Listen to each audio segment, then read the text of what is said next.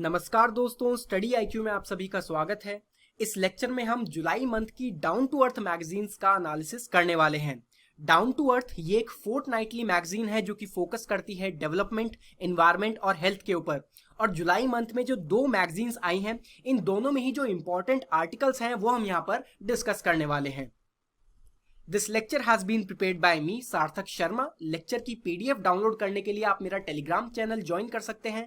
Channel का नाम है स्टडी विद सार्थक। सबसे पहले कंटेंट डिस्कस कर लेते हैं। तो 7 इंपॉर्टेंट आर्टिकल्स हैं जो हम यहाँ पर डिस्कस करने वाले हैं। पहला आर्टिकल है good rains now bring bad news. इस आर्टिकल में जिस तरह से सेंट्रल इंडिया में एक्सेसिव रेनफॉल्स हो रही हैं और अर्बन फ्लड्स आ रही हैं, उन पर हम डिस्कशन करेंगे। सेकेंड आर्टिकल है प्राइड अंडर थ्रेट। इसमें हम एशियाटिक लायंस पर डिस्कशन करने वाले हैं। उसके बाद थर्ड आर्टिकल है पैडी पजल। इस आर्टिकल में हरियाणा में जो पैडी कल्टीवेशन होती है, राइस कल्टीवेशन होती है, उसकी वजह से ग्राउंड वाटर लेवल डिक्रीज होता जा रहा है। इस पर हम डिस्कशन करेंगे। साथ ही साथ गवर्नमेंट ने क्या इंटरवेंशंस किए हैं वो भी हम डिस्कस करेंगे। फोर्थ आर्टिकल है कैश ऑन डिलीवरी। इस आर्टिकल में हम डायरेक्ट बेनिफिट ट्रांसफर डीबीटी पर डिस्कशन करने वाले हैं। फिफ्थ आर्टिकल है द ग्रेट डिजिटल डिवाइड। तो यहां पर हम डिजिटल डिवाइड पर चर्चा करेंगे, चाहे वो जेंडर के बेसिस पर हो या फिर रीजनल बेसिस पर हो या फिर अर्बन रूरल बेसिस पर हो। सिक्स्थ आर्टिकल है मोबिलिटी रीडिफाइंड। इस आर्टिकल में कोविड-19 पैंडेमिक की वजह से जिस तरह से हमारा पब्लिक ट्रांसपोर्ट रीडिफाइन हो चुका है और क्या क्या अपॉर्चुनिटीज हैं उस पर डिस्कशन किया जाएगा। और सेवेंथ आर्टिकल होगा लाइटिंग द गैप्स। इस आर्टिकल में बिहार के वेस्ट चंपारण डिस्ट्रिक्ट में ऑल्टरनेटिव सोर्स ऑफ एनर्जी का इस्तेमाल किया जा रहा है इलेक्ट्रिसिटी जनरेशन के लिए, तो उस पर हम डिस्कशन करेंगे। तो चलिए शुरू करते हैं। फर्स्ट आर्टिकल है good rains now bring bad news. इस आर्टिकल में बताया गया है कि ग्लोबल वार्मिंग की वजह से ग्लोबली टेम्परेचर्स राइज हो रहे हैं, इंडिया में भी टेम्परेचर राइज हो रहा है और इसकी वजह से क्लाइमेट चेंज हो रहा है। मॉनसून पैटर्न यहां पर चेंज हो रहा है। इसकी वजह से सेंट्रल इंडिया में एक्सेसिव रेनफॉल हो रही हैं और अर्बन एरियाज में फ्लड्स बहुत ही फ्रीक्वेंटली आ रही हैं। तो ये सब चीजें नॉर्मल बन चुकी हैं अब इंडिया में। और यही जो क्लाइमेट चेंज है ये एक बहुत ही इंपॉर्टेंट फैक्टर है जिसकी वजह से लोकस्ट अटैक भी इंडिया में काफी फ्रीक्वेंट हो चुके हैं। बल्कि इस साल तो जो लोकस्ट अटैक हुआ है इंडिया में वो लगभग 27 ईयर्स में सबसे डेवस्टेटिंग लोकस्ट अटैक है, जिसकी वजह से काफी ज्यादा क्रॉप डैमेज हुआ है। और अगर क्लाइमेट चेंज ऐसे ही आगे होता रहा तो ये जो लोकस्ट अटैक्स हैं ये इंडिया में पेरेनियल या फिर कहीं कंटिन्यूअस प्रॉब्लम बन सकती है। इस साल इंडिया में साउथ वेस्ट मॉनसून का ऑनसेट हुआ है 1 जून को केरला कोस्ट में। अब नॉर्मली जो इंडिया का वेस्टर्न कोस्ट है यहाँ पर साउथ वेस्ट मॉनसून की वजह से हैवी रेनफॉल्स होती हैं because of the western Ghats. और जो वेस्टर्न घाट्स हैं वो मॉनसून विंड्स को शील्ड कर लेती हैं। इसी वजह से सेंट्रल इंडिया में साउथ वेस्ट मॉनसून की वजह से ज्यादा रेनफॉल नहीं होती है।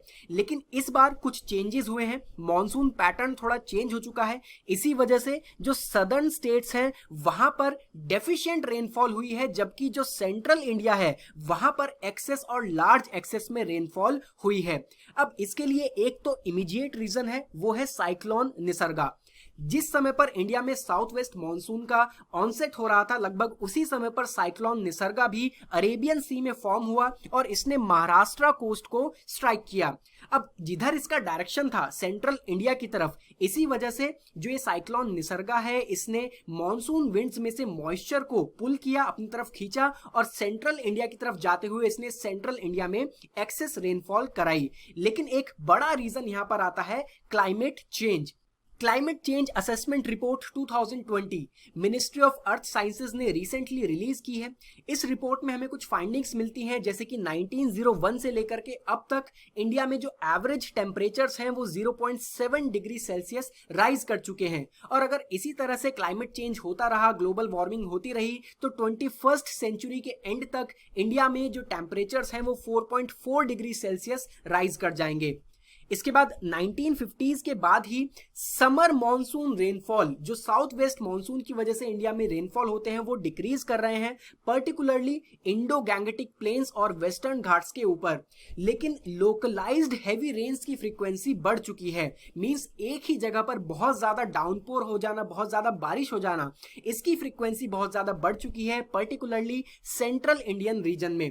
और अर्बन एरियाज में खास तौर पर एक्सट्रीम रेन्स हो रही हैं। इसका एक बहुत बड़ा रीजन ये भी है कि अर्बन एरियाज में अर्बन हीट आइलैंड्स फॉर्म हो रहे हैं, जहां पर सराउंडिंग के मुकाबले अर्बन एरियाज में टेम्परेचर ज्यादा होता है because of the human activities, जैसे कि पॉल्यूशन, और वहां पर ट्रीज कट किए जाते हैं, इस वजह से वहां का टेम्परेचर ज्यादा होता है और अर्बन एरियाज में एक्सट्रीम रेन्स हो रही हैं। तो एक्सट्रीम रेनफॉल इवेंट्स की फ्रीक्वेंसी भी इंक्रीज हो रही है, और साथ ही साथ ये देखा गया है कि जो रिट्रीटिंग मॉनसून होता है उसमें भी डिले हो रहा है। अब क्लाइमेट चेंज और इंक्रीज्ड लोकस्ट अटैक्स के बीच में रिलेशन समझने के लिए एक बैकग्राउंड हम यहां पर डिस्कस कर लेते हैं। जो लोकस्ट होते हैं, हालांकि वो सेमी एरिड और एरिड रीजन्स में रहते हैं, लेकिन उन्हें ब्रीडिंग के लिए डैम्प सॉइल चाहिए होती है और बेयर ग्राउंड्स, जहां पर वेजिटेशन कम हो, ऐसे ग्राउंड्स चाहिए होते हैं। इसी वजह से as per the favourable weather conditions locust ने अपने ब्रीडिंग सीजन और ब्रीडिंग रूट्स बनाए हुए हैं। तो हॉर्न ऑफ अफ्रीका से शुरू होकर के यमन, ओमान, सऊदी अरेबिया के थ्रू ईरान, अफगानिस्तान, पाकिस्तान होते हुए लोकस्ट जो हैं वो इंडिया में एंटर करते हैं, राजस्थान में, जहां पर मोस्टली जो बाड़मेर और जैसलमेर डिस्ट्रिक्ट है वहीं तक इनकी ब्रीडिंग लिमिटेड होती है। लेकिन क्लाइमेट चेंज की वजह से ये पैटर्न अब कुछ चेंज हो रहा है। आपने इंडियन ओशन डायपोल का कंसेप्ट सुना होगा। इंडियन ओशन डायपोल में वेस्टर्न इंडियन ओशन और ईस्टर्न इंडियन ओशन के बीच में जो टेम्परेचर है वो ऑसिलेट करता रहता है। तो अगर वेस्टर्न इंडियन ओशन में टेम्परेचर हाई है as compare to the eastern Indian ocean, इसका मतलब होता है एक पॉजिटिव इंडियन ओशन डायपोल, जिससे जो सराउंडिंग रीजन है, ये जितने भी रीजन है, यहां पर ज्यादा रेनफॉल हो पाती है बिकॉज यहां पर एक लो प्रेशर एरिया बन जाता है। अब 2019 और 2020 में भी काफी strong positive Indian ocean dipole रहा है। इसी वजह से इन सभी रीजन्स में रेनफॉल हो रही है, ये फेवरेबल कंडीशन बन रही है बिकॉज सॉइल डैम्प हो रही है। इसी वजह से जो लोकस्ट हैं वो ज्यादा से ज्यादा ब्रीडिंग कर रहे हैं, उनको क्रॉप्स भी मिल रही हैं फीड करने के लिए, और इसी वजह से वो तेजी से इंडिया में पहुंच गए हैं। यही कारण था कि इस बार मॉनसून से पहले ही जो लोकस्ट हैं वो इंडिया में अराइव कर चुके थे। अब इंडिया में आने के बाद भी उन्हें फेवरेबल कंडीशंस मिलती जा रही हैं बिकॉज जो सेंट्रल इंडिया है यहां पर भी साउथ वेस्ट मॉनसून की वजह से रेनफॉल हो रही है, और यहां पर भी जो सेमी एरिड रीजन्स हैं वहां पर डैम्प सॉइल बनती जा रही है, और इसी वजह से इस बार जो लोकस्ट हैं उनका एरिया एक्सपैंड हो चुका है और वो सेंट्रल इंडिया में महाराष्ट्र, मध्य प्रदेश, यहां तक कि यूपी, बिहार तक के एरियाज में ये अनुमान लगाया जा रहा है कि वो पहुंच जाएंगे। तो ये जो लोकस्ट अटैक इस बार इतना ज्यादा हुआ है, इसके पीछे एक बहुत बड़ा कारण है क्लाइमेट चेंज। और अगर मॉनसून, जो रिट्रीटिंग मॉनसून है, वो भी डिले होगा तो इसकी वजह से जो लोकस्ट हैं वो ज्यादा से ज्यादा समय के लिए इंडिया में रहेंगे और क्रॉप्स को ज्यादा डैमेज करेंगे, और इसकी वजह से by the end of the year India में एक लोकस्ट प्लेग भी हो सकता है। अब बढ़ते हैं अपने नेक्स्ट आर्टिकल की तरफ। Pride under threat. Asiatic Lions India में एंडेमिक हैं और वाइल्ड में ये सिर्फ गुजरात के गिर फॉरेस्ट में ही पाए जाते हैं।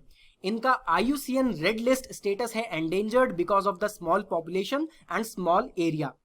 इनसे रिलेटेड न्यूज ये है कि रिसेंटली गवर्नमेंट ने ये क्लेम किया है कि पिछले 5 सालों में इंडिया में एशियाटिक लायंस की पॉपुलेशन में एक हिस्टोरिक इंक्रीज रिकॉर्ड किया गया है। पिछले 5 सालों में यहाँ पर 151 लायंस बढ़ चुके हैं, या फिर कहें 29% इंक्रीज हुए हैं।